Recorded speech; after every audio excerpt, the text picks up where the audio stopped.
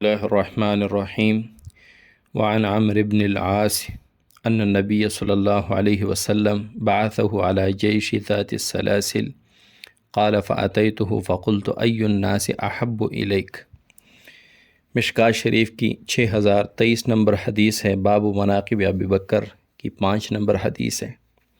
حضرت عمرو بن عاص رضی اللہ تعالیٰ عنہ فرماتے ہیں کہ نبی کریم صلی اللہ علیہ وسلم نے مجھے جیش ذات السلاسل کا امیر بنا کر بھیجا، ایک لشکر کا امیر بنا کر ذات السلاسل بھیجا، ایک جگہ کا نام ہے۔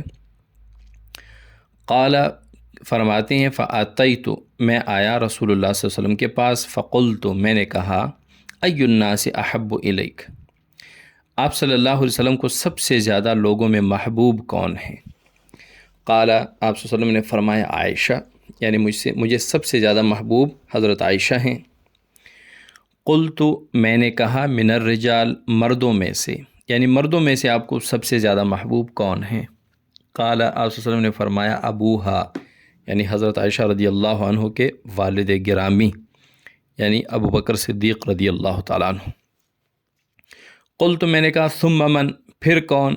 قال عمر، فرمایا کہ اس کے بعد ابو بکر صدیق رضی اللہ عنہ کے بعد مجھے سب سے زیادہ محبوب حضرت عمر ہیں۔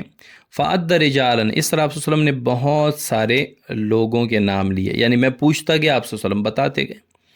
فسکت مخافۃ ان یجعلنی فی آخرہم، میں خاموش ہو گیا اس ڈر سے کہ کہیں میرا نام سب سے آخر میں نہ آ جائے۔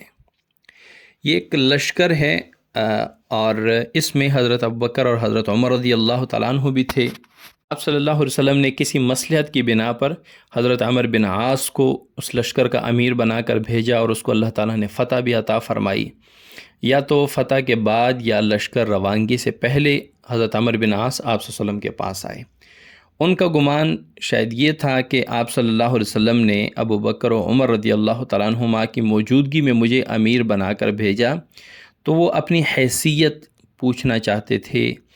شاید ان کا مقصد یہ تھا حضرت عمرو بن عاص کا کہ اس لشکر میں آپ کو سب سے زیادہ محبوب کون ہے؟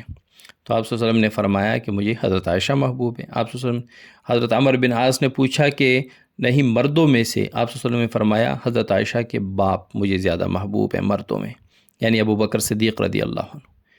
پھر حضرت عمرو بن عاص نے پوچھا پھر کون؟ فرمایا پھر حضرت عمر۔ اسی طرح لوگوں کے نام لیتے گئے اور حضرت عمرو بن عاص فرماتے ہیں کہ میں خاموش ہو گیا اس ڈر سے کہ کہیں میرا نام سب لوگوں کے آخر میں نہ آ جائے۔ تو اس میں بھی دیکھیں آپ صلی اللہ علیہ وسلم نے سب سے محبوب مرد کا نام جب لیا تو وہ حضرت ابو بکر صدیق رضی اللہ تعالی عنہ ہیں۔